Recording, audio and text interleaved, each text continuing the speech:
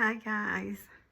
So listen, it's crazy that I'm doing this video because this morning, literally, um, I felt like I would die in a thousand pieces.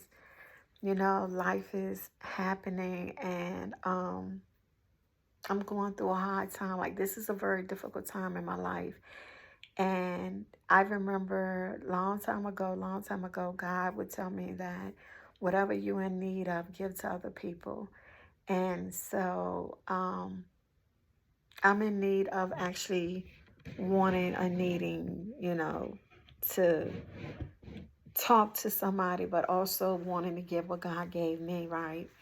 So what happened was that, and feeling like I was in a thousand pieces, I felt like I couldn't go on. I was like, I'm done. When it comes to dealing with sickness, dealing with other people that's so dear to your heart, sick, dealing with financial problems, dealing with relationships, just having to deal with situations where temporary, permanent decisions are made for temporary moments and temporary emotions. I just was feeling overwhelmed, right? And so I got up and I started listening to music. And I was listening to my gospel music, and God began to minister to me through song. And as he began to minister to me through song, he said, this too shall pass. Whatever you need, ask God for. God is not done with you. All sorts of things. Like it was like those particular songs just back to back to back. And I began to feel the dark cloud move from off over me, right? And guys, I began to feel God smile on me. I'm going to tell you your encouragement. Get a moment. Give me a moment. I began to feel God smile on me. And I felt God was pleased with me. For the first time in so long, I've been through so much. It's been hard. Like I'm crawling, right? Trying to walk and trying to heal, right? And it's like it felt so good because it's like God had to say, "Oh, let me drop down the steps." It was like you initially know your spirit meets the spirit, and it's like God said, for not treating people the way you could have treated them, for treating people like you want to be treated, for not doing what you wanted to do, for being kind-hearted and a good person, for being faithful, for choosing me. God was smiling on me and it's smiling on me and I felt him. Guys, I felt like the joy. I'm not crying because I'm sad right now. I'm crying because I'm thankful, right?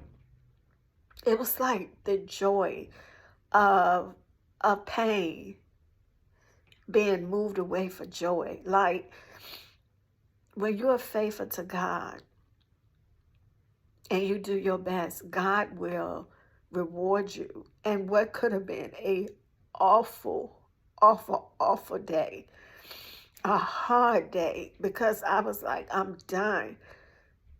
God replaced it with joy and peace and contentment. See, the thing that happens is that we get so tied up in ourselves and we get so tied up in the struggle of life and the aesthetics of social media and what people think we are to be. And we have become so detached from reality that some of us are just not good people. We get detached and think that God is in our stuff, and we get there praying, and I know I do, and be like, God, why did I deserve this and why this and that? And God had to show me, like, you allowed it. Like, I gave you free choice. I give you free choice. And if you allow certain things, then it's on you because, listen, I try to tell you, like, constantly tell you that this thing is about love. Like, we constantly want to project our stuff onto other people, right? We want to make people us like I would have dealt with it like this. I would have did this. You should have did it like this, and you this, and you ain't this, and you a problem, and so much. And it's like, if you and you want to make me, make me you, then where am I? You understand what I'm saying? If you and you want to make me, then where am I in the equation, right? And so it's like we get in situations where we lose focus of God and we become so detached with our own reality, and God has given us over to a reprobate mind and gone on by his business because he has nothing to do with that, right? And so we get to asking God, well, God, why is this? Why is that? But then we forget that when we asking God, why isn't this working out? And why isn't our life working out? And why this? That for 7 years you've sown seeds of discord and evilness and treated people wrong and did stuff, and that harvest got to come up. And then you got to go through what you go through, because if you don't, no matter where you go, what you do, how you do it, you're going to continuously go through stuff until that karma has met its match, right? And then if you want good things, you got to sow good things so that good things can happen. And then you can start to reap the benefits of what you've sown. So as I begin to see that I'm about to reap the benefits of what I sown, my heart is so full of joy. And it's like, God, like, really? Because at the beginning of the year, he was like, I'm going to give you another chance. Like, you feel so bad about so many things. You feel like you messed up so many things. You wonder why you had to go through this. And God was like, so I'm going to give you another chance. Like, that's that love of God, the heart of God. You did what I told you to do. And so you're going to bury it or you're going to build on it. And I decide that I'm going to build on it, because this is the thing. People get irritated by the God in you. People get upset by that you're not what you used to be, and they can't get you to the place that they want you to be at, right? The demons get irritated. But the joy that I feel right now is simply God letting me know that courage, that's the word that I'm looking for, is not what people think, right? That joy comes in being faithful to God, right? Courage, the word said God gives us a mind, a spirit of love, sound mind, and courage, right? And you can't misconstrue two of them and think that you're going to work with one. He gives us all of those three things. They have to work together, like precept upon precept, right? So what happens is we have become so detached from God that not only are we not good people, we try to make people be what we want to be, and then we become so detached from reality that we don't have room to learn or to accept people's wisdom, or to grow and evolve and be like, perhaps I could learn something, or I don't see something yet, or it's more to what I see about it. So we take the road that we want to take to feel good to the flesh. And people get confused and be like, courage is, because I had the nerve to tell you all, courage is me being arrogant and evasive and rude and dismissive and, selfish and telling you what I think. And courage is, mistreating people. Courage is trying to get people to fall down and being deceptive and manipulative and arrogant and narcissist, and just, that's what people think courage is, right? Well, the truth of the matter is courage is none of that, right?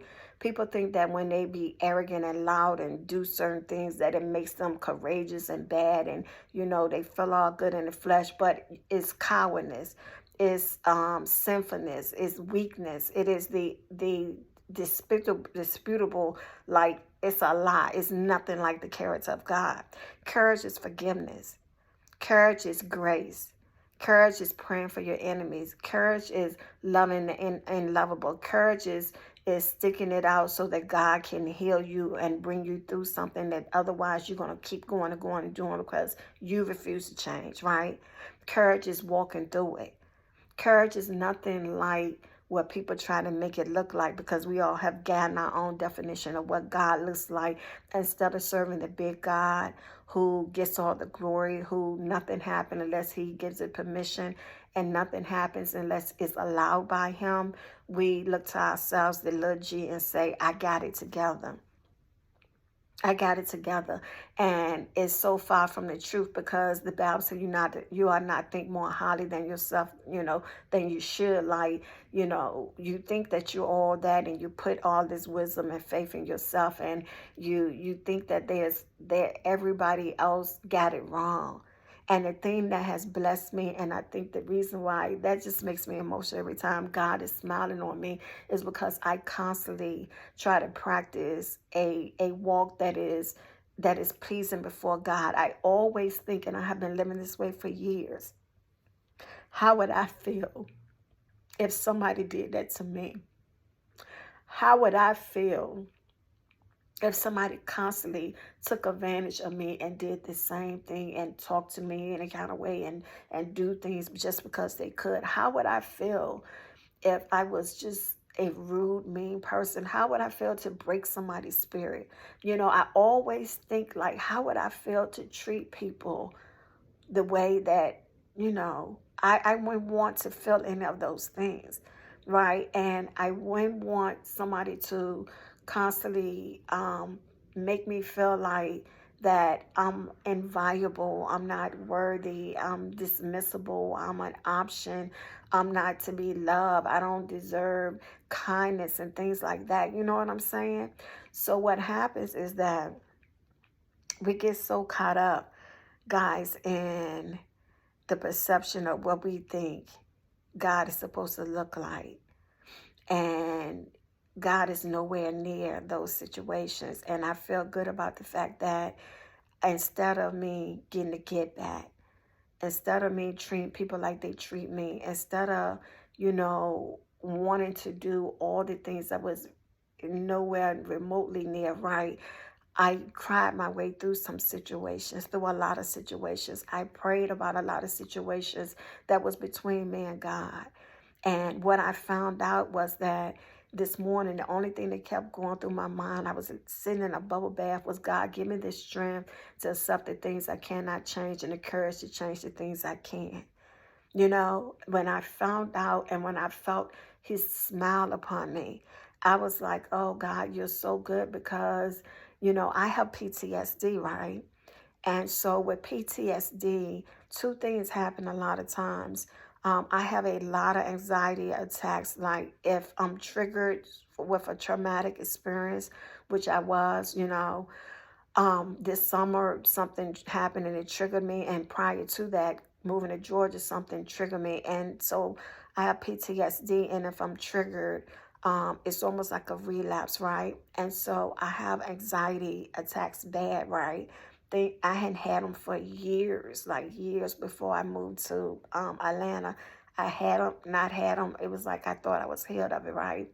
And so what happened was I had a traumatic experience this summer that really set me off.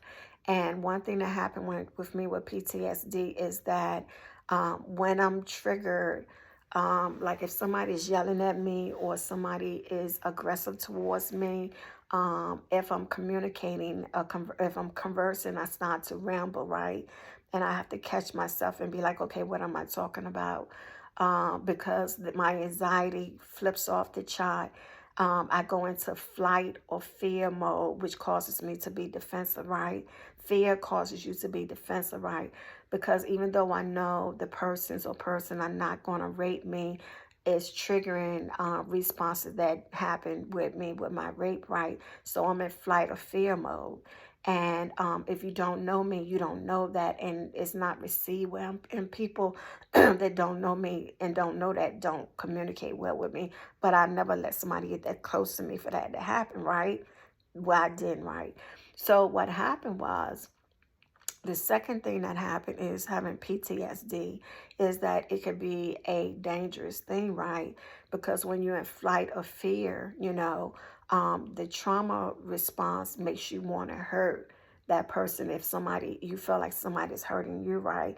So I had to deal with finding coping mechanisms to actually calm myself and to not, react, because I have had lots of experiences in my life that were traumatic, that traumatized me to help me to put me at the place of PTSD, right? So anyway, having PTSD and having this disease, trigeminal autonomous encephalitis. If you guys don't know about it, in a second I'm gonna revert and tell you about that. It's called the suicide disease, right? So what happened, having that and feeling the way I was feeling, I was like, God, I'm done. Like, I'm done. But when God began to minister to me and talk to me, he began to show me things. And he said, only a fool cannot receive wisdom and knowledge. And he said, the Bible says that only a fool heeds instruction. Like a fool will give over to anger. And when you're angry, you say and do things in the moment that's a temporary emotion that causes permanent lifetime decisions. When you're angry, it says that you're not to be content with, common sense basically lead, and is a statistical psychology fact that when people get angry, they lose a sense of control because the brain checks out momentarily for irrationality. Like, we really have to study more on that, but the brain literally checks out, and sometimes people do things and be like, how did I do that? And it says there's some type of thing going on in the brain, and it's really hard to communicate or to deal with somebody that's angry, right? That has a temper, right? So anyway, God was, dealing with me and, and showing me, guys, like literally why he's proud of me, right? Because I'm the type of person that would get so excited when people teach me stuff. I love wisdom. I feel like there's room for me to grow. I feel like that there is opportunity for me to learn so much and learn from my elders, as well as teach people younger than me, that sometimes I see people don't understand because it's not their experience, and people don't understand because they haven't got there yet. That's why you give people grace and give people room to grow, right? And so he began to show me the things that was pleasing, and it's not like he was like 1, 2, 3, 4. It's like a quick knowing. It's like the spirit meets with the spirit, and it ain't, nobody has to be communicating with their mouth and all that. It's a spiritual exchange, right? One spirit to the next talking, right? So I I wanted to jump on here because it goes back to the fact that when God gives you purpose, right? When God has called you, when God has chosen you, you have choices to make. And and in making those choices, guys, let me give you something very important. In making those choices, sometimes it requires that you do the things, the hard things, right? It requires you to do the things that you may not feel like it's the same thing. It may require you to be, alone and isolated because people want to do what feels good to the flesh, right? We are so selfish when it comes to human beings. Like, we are completely selfish. And so what we do is that we have a tendency to negate other people's feelings, and we have a tendency to blame other people, and we have a tendency to not do the self-reflection needed and then seriously make a change when it's necessary, right? And God dealt with me about that. He was like, I'm not trying to get you to look at your partner and change. This was years ago. He said, I'm trying to get you to look at you, right? And so we have so many people that want us to be them. Like everybody want to duplicate of themselves. And it's like, where do you allow people the grace to be themselves? And where do you allow people the happiness and the freedom to grow? Like everything doesn't have to be World War III and everybody walking around holding grudges, treating people crazy, being manipulative. I mean, it is crazy out here doing everything. And I chose not to. And when I tell you I'm not perfect, but when I tell you that besides the deep pain in my heart about something that's bothering me, I am so joyful about God allowing me to say, you know what? You don't take enough time to celebrate yourself. You're a good person. Like you the ish, right? You are it. You did that. Like I thank God for what he didn't allow to happen. Like he didn't allow me to react off of hurt. He didn't allow me to be conniving and sneaky and try to put curses on people. And he didn't allow me to be manipulative and a liar and a cheater. Like he didn't allow me to do any of that. He actually had me pray for my enemies. He actually had me pray. And then the thing that gets me, he set me free a while ago because you could see everywhere people putting curses on people. Women are so big on that, right? Especially Southern and everything. And, and God told me one day, he said, you can't curse what's blessed. Like you need to stop worrying about somebody curse you because you can feel it. Like you can't be cursed. You can't curse what's blessed. Like the curse is not going to work, right? So it blessed me so good. And so, I was like, I'm never subscribing to that again. If you curse and you don't have that power, yeah, maybe, but I can't be cursed because I'm blessed. And so I began to say, God, like, oh my God, I got to share like how good God is and how he would take your pain and turn it to joy when you faithful to him. And then he kept on going, and the thoughts kept on coming how, I was thinking like, God, well, why don't people give other people grace, especially people that know God? And it was like, well, the people in the church, they have so high expectations that they ride on religion, and people that claim they know God and people claim that they got a spirit of grace and kindness and loving and everything, they hold themselves to an idol God. So what they do is they is say to you, like, you in the church, you shouldn't act like that. So they hold them to the cross, literally nail them back to the cross that God himself allowed Jesus to come down off of. So you don't have to be on the cross. The church nail you to the cross, right? So it's like, okay, so why they have all them divorces? Because because this is it. Half of them want to say you should have knew better because you was in the church. And like, okay, where does the forgiveness come in and the grace and the mercy? Like, and so again, they nailing people back to the cross. And the other half only got married because they didn't want to commit fornication. So they don't have a real authentic relationship with their partner and can't get through and go through nothing because it was started off of, I don't want to go to hell, instead of this is the person I want to spend the rest of my life with and I love them. And I'm going to go celebrate and save myself in this relationship till God release me to my husband or wife so this thing can work. Like, so it's backwards, And God, just began to reveal so many things to me. So I said, okay, but in the world, this is how it works. People in the church can't get along, and I'm in the church, right? Can't get along. But in the world, people be like, oh, I expected you to mess up. So they give each other a little more grace because they're not riding off of religion. And then it's like, I'm going to be in the streets. And then when you come out the streets, I'm going to come out the streets. I got a side piece because you got a side piece. And, we pretending like everybody being faithful, but ain't nobody being faithful. But, they getting along better. And it's a whole facade that what's done in the dark will come in the light. But it's a whole facade because, they give each other grace. So marriages outside of the church will last sometimes a whole lot longer than the ones in the church because they got grace and forgiveness and, they not bombarded with religion on every side. And it shouldn't be like that. And then every now and then, come on, God, thank you. Let me pat myself on the back.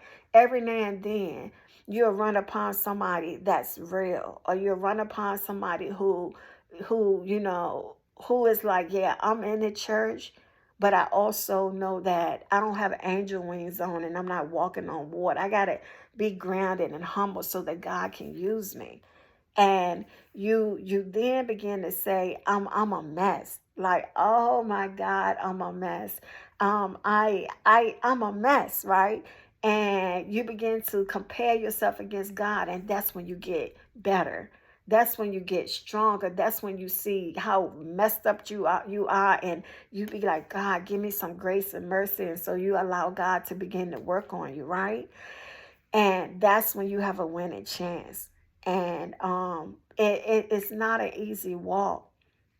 But guys, what I want to give you off of this before I go, and I'm going to end in a minute, I want to tell you that, oh, for the ones who don't understand what trimensional autonomous encephalitis is, I have a spot right here in my head that has damaged nerves in it. So the nerves will wrap around the blood vessels in my head, cause my body to shock myself like an electrocuted shock. If you never had been electrocuted, you would never understand, because that's what it's compared to. It is not one of the most painful diseases in the world. It is the most painful. It can happen 360 times a day. It comes in and out of remission like cancer. Or it can happen one or two great big times, and it can put me in a hospital. It's a shock and a stabbing pain that it is undescribable, that I cannot explain, right? And dealing with that has been for me since 2011. It has not been easy, because you have very few people in between that have it, and you can find some people that have it, and they are familiar with that. It's called the suicide disease, but our pains and levels are in different stages, and mine is in quite a late stage, right? So what happens is the pain is very traumatic. It comes out of remission more than it seems, and I have to deal with the fact that people that don't understand it, I have been scammed, have been, just talked about all my life when it comes to, oh, she like to quit jobs, she don't like to work, she don't this, she don't that. But I went through it for about a couple of years before I had a major attack, before I even realized that I had it, right? It was when I had the worst attack that sent me to the hospital, and they wheeled me back thinking that they were going to do surgery that moment for an aneurysm, right? And it wasn't that, it was this condition. And so I've been dealing with that for years, and it's been a lonely journey, a lonely journey, because people don't understand it, and people would tell you how to handle it. People would tell you mentally how to deal with it. People would say she did, she that, not really understanding the disease, and never have taken the time to understand it, and would never completely understand it because they don't walk in my shoes. That is a hard thing to deal with. That is a hard battle to deal with as well, because remember, while life is life, and I still have to continue to go on. And me not working and having stages when it's out of remission, that I'm out of work, is literally, I think, what saves my life. It is a reason why it's called the suicide disease, right? So anyway, guys, the things that I want to leave you is that, with me, that being saying, if I can make it, you can make it. And God gave me a tremendous, awesome, awesome, awesome, wonderful human being in my life that that actually, the love was everything, right? That actually just, you you can look at a person, and you can take the good and the bad, right? And you decide, is it worth it? And it's a little situation that has me complex, because something happens every time like clockwork, and I had to kind of like ask God, like, what is that about? And it's almost like God was like not feeling deserving or sabotage or whatever, but it is, but anyway, getting back to what I was saying, um God is good. And when you walk upright before God the best way you can, because the joy came when he said you didn't do people like they could have did you. You handled this entire situation. Like, I'm proud of you. For God to be smile on you. Guys, I can't begin to tell you the feeling I feel right now, but um, if I can make it, you can make it. Because the reason for doing this video is a couple of things. It's several things. I want people to understand that God is in the little things as well as the big things. Those things that you think don't matter, those things that you think God don't see, those things that you feel like God is watching over you, it isn't watching, and all of that. When I tell you that if you feel this feeling, you would never want to go back the wrong direction. God is rewarding me so abundantly, and giving me the chance to build, not bury, and the opportunity to love the pain that I was in to a point, because it got me to where I needed to be. Like, without pain, without sacrifice, without going through what God has me to go through, I would go over through. You find yourself going through the same things over and over and over again in your life, and you be like, God, why am I going through this? But again, the karma, right? You sow years of karma that has to reveal itself, but then you want to be rich overnight, but you haven't worked in 3 years, or things haven't worked out for you, and then you want to be this, and you ain't do this. So the point is that we have to allow not only ourselves to understand that God is present in everything that we have going on in our life, but walking right upright before him can save your life. Like, literally, I have gone through such a hard time, and I thought that stress would literally kill me. Like, this is dead. True. I thought stress would take me out. Excuse me. And you see people dropping dead from stress. You see people, you know, literally going through stress to a point. Like, stress is an awful thing. And it's like when you feel like, what am I going to do? God step right in and be like, let me take that stress for you. Today, you're not going to have a high blood pressure 181/112 because your PTS and shock. And, when I'm in pain with the sickness as well, my pressure goes up. So it's like, almost like, guys, what's the catch, right? But if I can make it, you can make it. Because today was one of those days that I was like, something got to give. And because of faithfulness, a lot gave. God was like, I got you, right?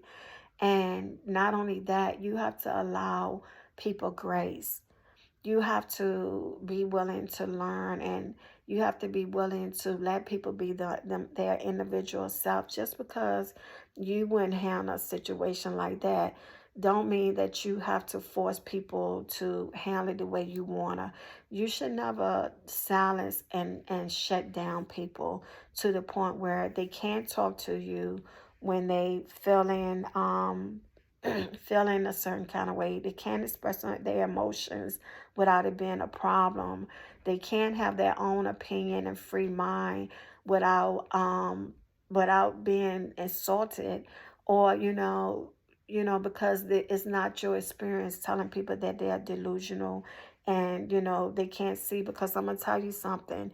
The carnal things of man can't understand the spiritual things, which means that people can become so detached from reality, and can be assholes, and can be mean, and can be stubborn, and can be murderers, and can make sense of the most insane things, and would look at you and swear you're crazy.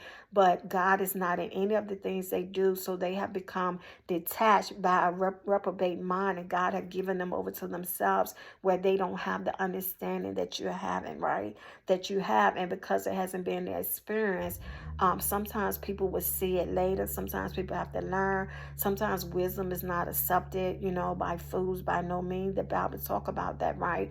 So you have to understand that you have to give people grace. Because again, if you and I'm you, then where am I in the equation, right? So a lot of times what the devil would do, the devil, when there's a blessing right in front of you, like, and I guess that could go with what I'm thinking, like the blessing is right there, because it always changed. Like, I'm thinking to myself, but the blessing is right there. The devil would do something and distract and try to take that blessing and that joy, because he angry. The devil would get angry and literally would use people, places, or things to be on your stuff. And if you don't have grace in the mind of God, you will become delusional and won't see things clear, and you will begin to project your stuff onto other people, and it's just a mess, right? So you have to allow people grace, and you have to allow people to be themselves, and you have to have the mind of God. Because if you're the type of person who's always negative, and you speak it before it even happened, this is going to happen, this is going to happen, I know it's going to happen. And then when it happened, you wonder why it happened, but you put it into the atmosphere and it took off. Like, people don't understand the power of that words. And sometimes when people are negative, I be trying my best to be like, don't say that, don't do that, because there's power in your words. Sometimes even the expectations of what you continuously be thinking happens. Sometimes you put it out there because you're expecting it. Sometimes you just follow the lead of the devil and you just do it. And then when it's all said and done, a lot of times we look back and be like, how do you make a permanent decision on a temporary emotion, on a temporary um, existence or situation that's going to change, right? And that's when you know that your mind and your reality has been mixed with what is not of God, right? And so it's important to keep our mind a lot of times elevated on good things and positive things, and be a good person. And I feel like I'm quite qualified to give this because of what the joy and the accolades that God gave me, joy for pain. So it's like I can talk about this. And then you need to not only do those things, you need to love people from a place of unselfishness. And as human, like I said, we're so selfish. So you have to love people from a place of saying, the whole message is entitled around this. Besides mental health, it's like, treat people like you want to be treated. So it's like, would I treat myself like that? Is that how I would do if I was on the other end? Would I be, that way? Would I do that? And that is a big thing, because when you get back to that and you give people what you desire, and when you treat people like you want to be treated, man, it becomes a whole different ball game. Like, God come up to bat for you. You ain't even got to do nothing. And then the other thing that I was saying, as far as if I can do it, you can do it. God is using me as a living example. No matter what the status quo may be of few, of some, because I know that people highly respect what I bring, as far as what God has equipped me to do as Dr. Michelle, and value my word. And people would inbox me and say, can you call me? People would hit me on Facebook, say, can you call me? Different other social media avenues. People have even called my mom and said, can you get Dr. Michelle to call me? People that would call me and say, can you call me? Can you pray for this and everything? And I say, okay, God, I know you're using me in quite a few capacities, but it's like, if I can make it and try to live a normal life, then you can make it, because you don't have the most painful acute disease in the world. Now, I could be speaking to 10 people that say I do have it. See, that's what I'm saying. It's a rare condition. So when I say you don't have what I have, and if I can make it with the most painful acute disease in the world, then you can make it, right? And if I can push through today, you can push through. And if I can really acknowledge that a lot of times it's not God taking us through things, and it's not God punishing us, but it's the decisions that we've made to get ourselves here, then perhaps we can all start the healing journey and say, I probably had a hand in where I'm at and how things are going today. If we could begin to do self-reflection and really evaluate ourselves, not against each other, but against who God is, you'll begin to have such a humbling spirit about yourself, because at this point in life, People, the climax is in humanity.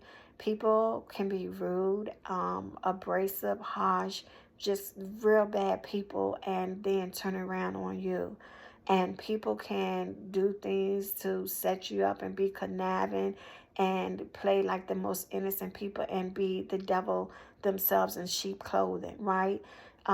It is such a wicked world, and nobody wants to take the time to understand anybody else. Nobody wants to admit that we all so messed up and we got a lot of work to do. And one thing I learned is that we're so busy trying to jump out of our situations that all we do is keep delaying what God is trying to get us to. All we do is keep going around the same circle. All we do is go through it again because we don't get the lesson the first 7 times, you know?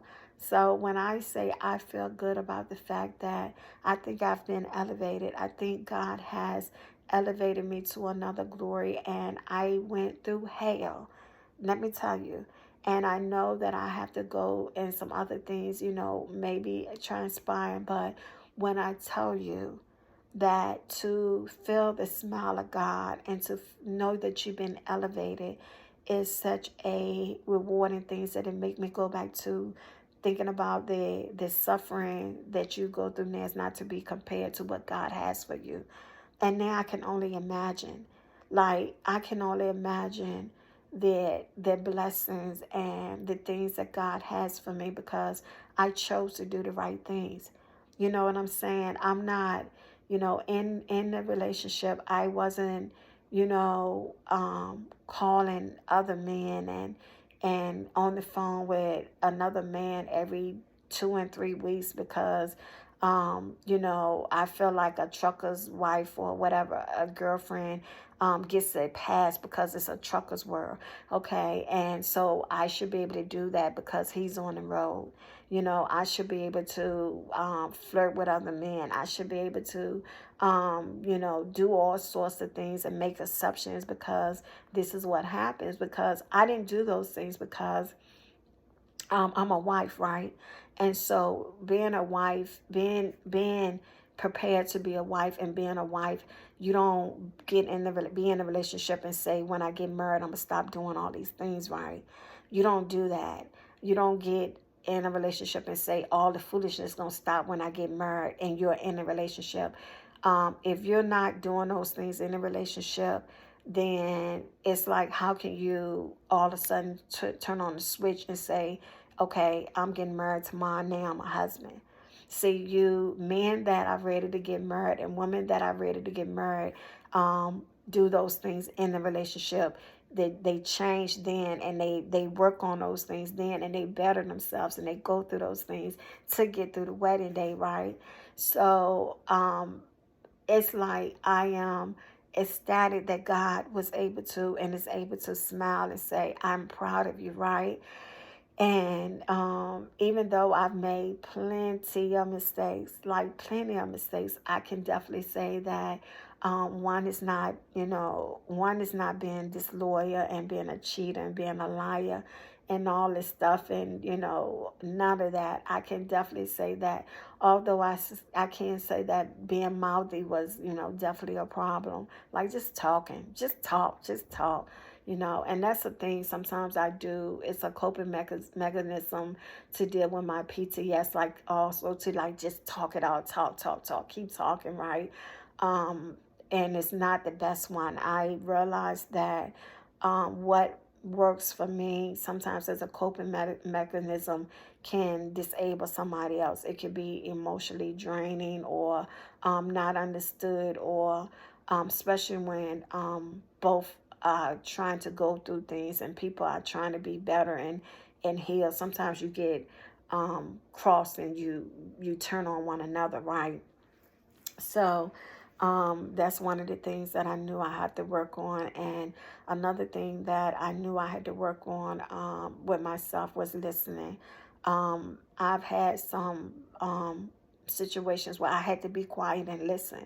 And that was a big, big, big growth for me. And when I tell you that, I keep smiling because God was like, good job, good job. Like I'm changing, right? And I'm always changing. And I'm at the point in my life where I want peace, right? And I want to feel like I'm feeling now when God is like, you go girl, you know. I want to feel like that I don't have to explain what needs to be explained sometimes when it comes to situations. Like it should be automatically a go, and I know, right? And I want to just remain in a place where I can see that God is working on me, and I can see me growing, so that when people, you know, put something on you that don't belong to you, it can't stick because God has said different, right? When people be like, you never gonna change, and then God himself be like, I don't think you're right about that. Like, you're not right. It can't stick.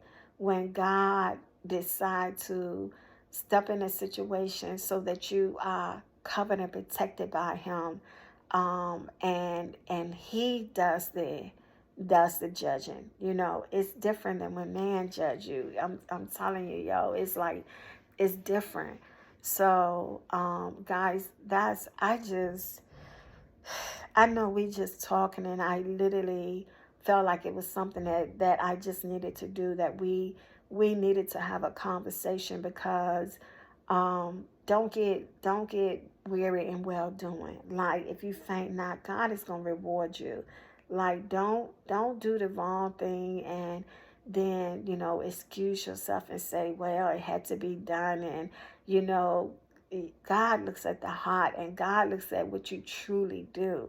Like, he look at what you truly do, right? And so don't, and then those who, and I'm qualified to speak on this too, because I was, you know, I was married for 18 years directly, my high school sweetheart at that time. And then I was in a very long relationship. And so I am qualified to really speak on this. And I, you know, I kind of think that the relationship with the man that I'm in now, I feel like that we broke some barriers. We healing together. We breaking some generational curses. We changing the status quo of what coupling looks like. Like we was doing a hard part, you know, things like that. So I feel like I'm qualified to speak on that. And I think that the thing that we have to do too is that those are that in relationships. I'm gonna tell you something. I saw a video where a girl said, I'm sorry, guys.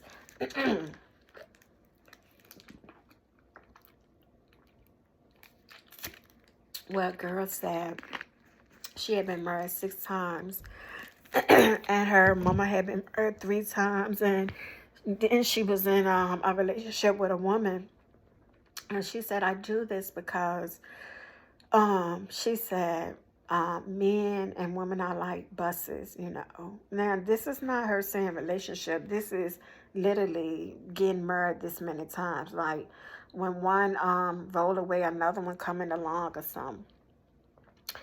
And I thought about it, and I was like, wow, that is something. Like, it literally stunned me. Like, that is something else. And I want to tell you that that is the most ignorant things I have ever heard. Because if you don't work on you, you're gonna get married 6 times, and you're gonna, at some point, when are you gonna say, why is it that you can't be in a relationship with somebody? Why can't you, you know, make it work and be married?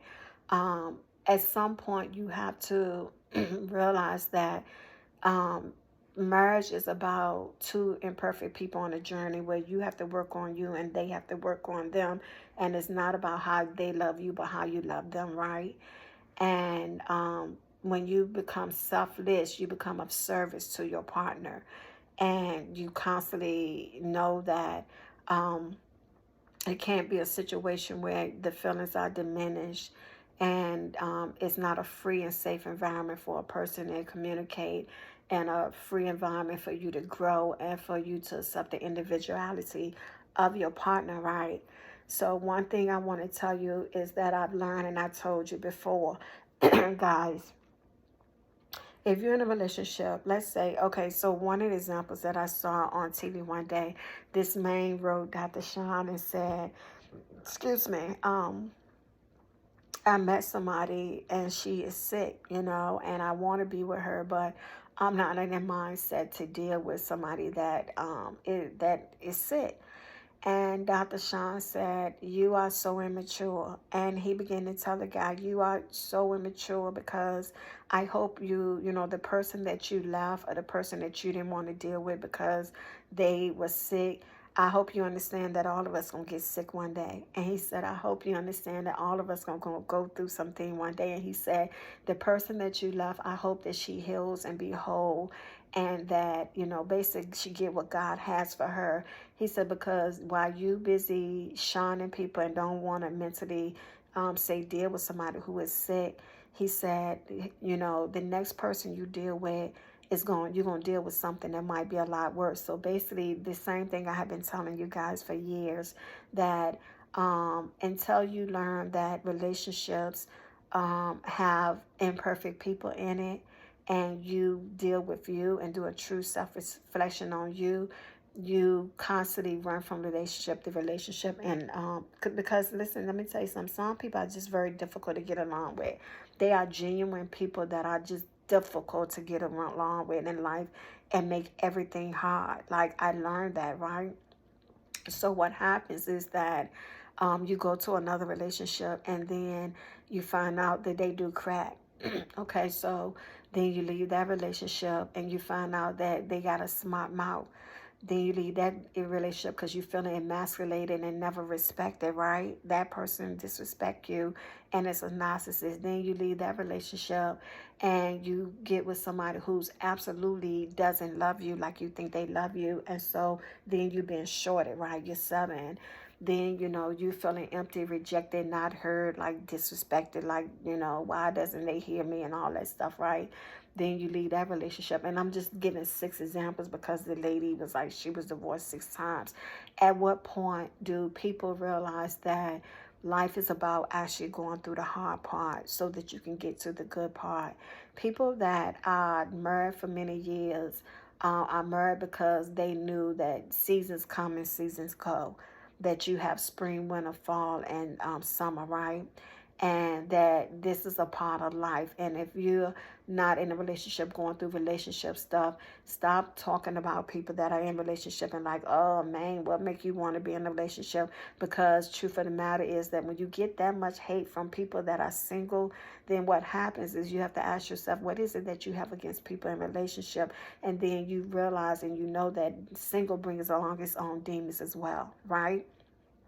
So we have to learn to love and accept one another for where we are at. And we have to deal with ourselves first. Because right now, there's an angry God that's allowing a whole lot to go on because people have detached themselves not only from God, but from reality. So I want to give you that. So don't keep putting yourself through the same circles, right? Um, I want you to feel the feeling of when God say, test over. You did it, and you want to be happy about it.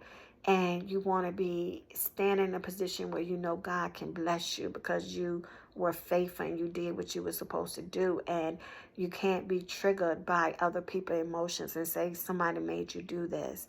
And you can't be triggered by a word and a opinion and by people trying to set you up, because I was triggered just on yesterday by something. And sometimes I would say things, and we all know I told you about the PTSD, but we would we would say things that has nothing to do with nothing, or we would say things and we realize after seeing a minute that we're not arguing what we're arguing about.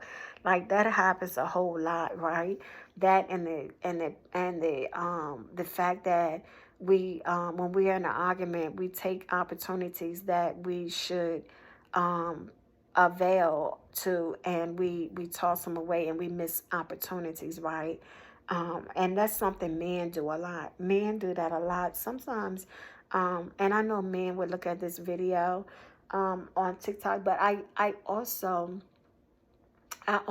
forgot.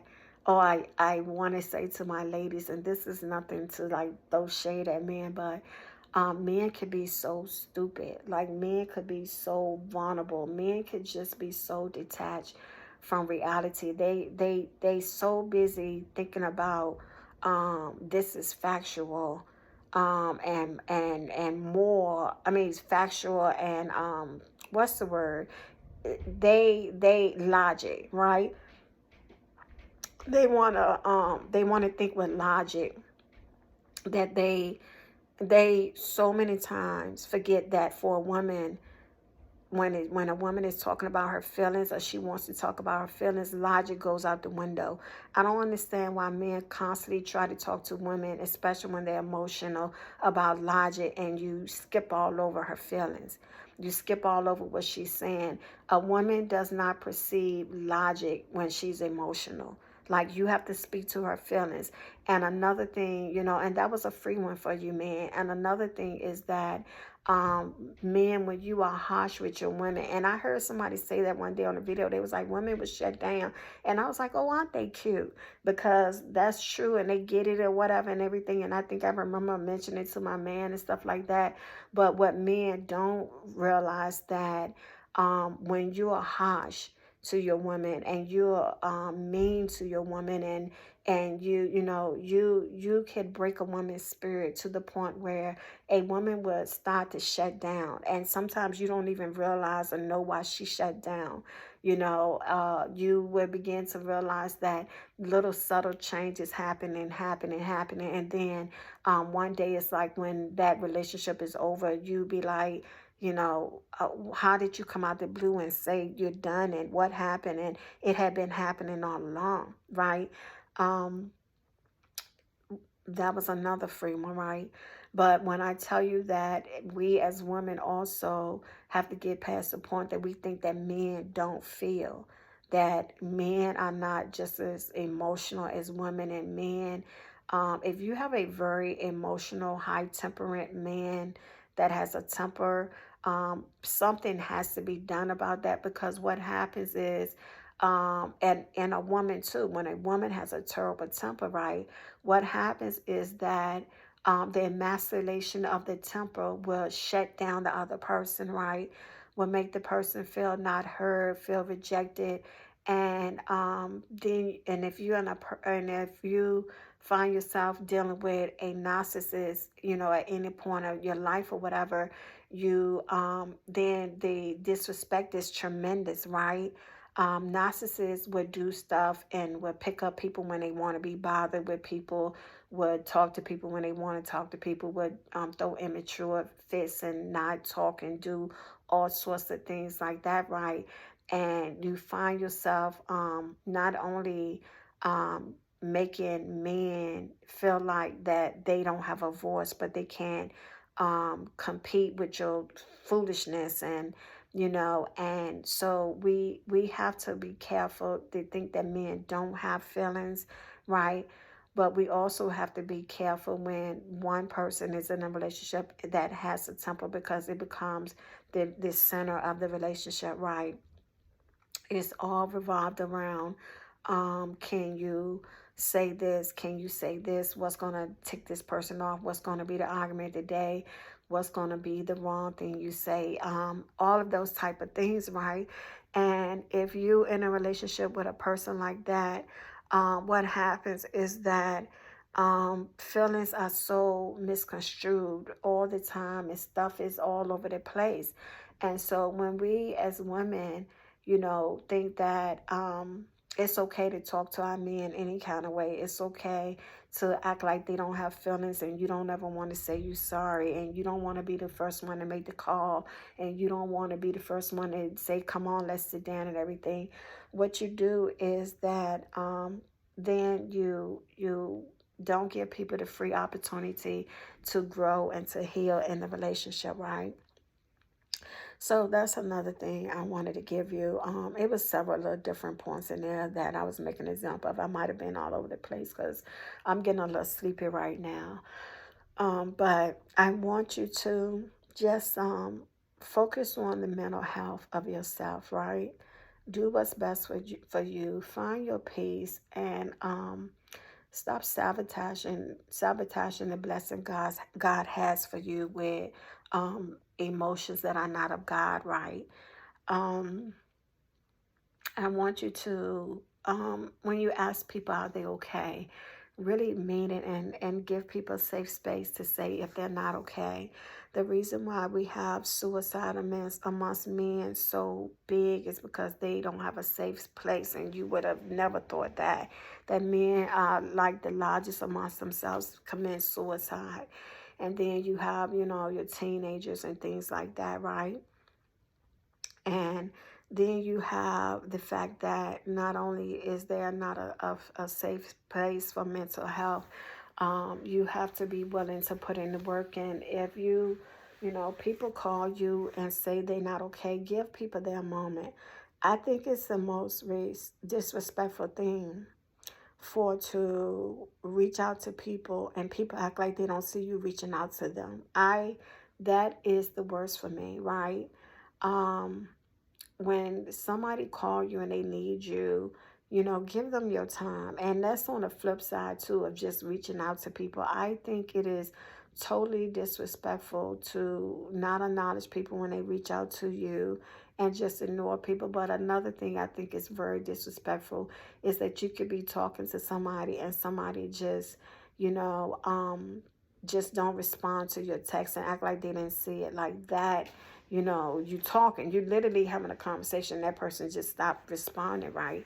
Or that person, and women, we know that if you're talking to somebody and, you're giving your feelings and putting them out there and somebody hang up on you, that's a form of feeling rejection, right? So that is damaging as well. And I'm not really bad when it comes to hanging up on people. I have lost my temper once or twice, and I literally could say once or twice because I don't do that a lot.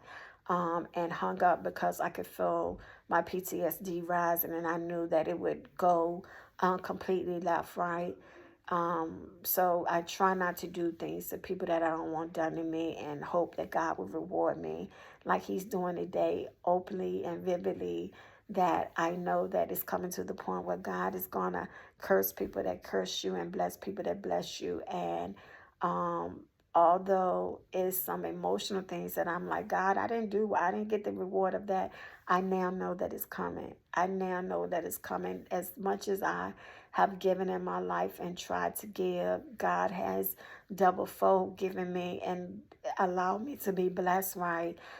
Just have people have a giving heart towards me. And so I know the emotional retribution is coming as well. Well, blessing, I should say retribution. But yeah, so anyway, this is Dr. Michelle, and I just wanted to conversate with you. Like, yeah, talk. You guys be blessed. Peace.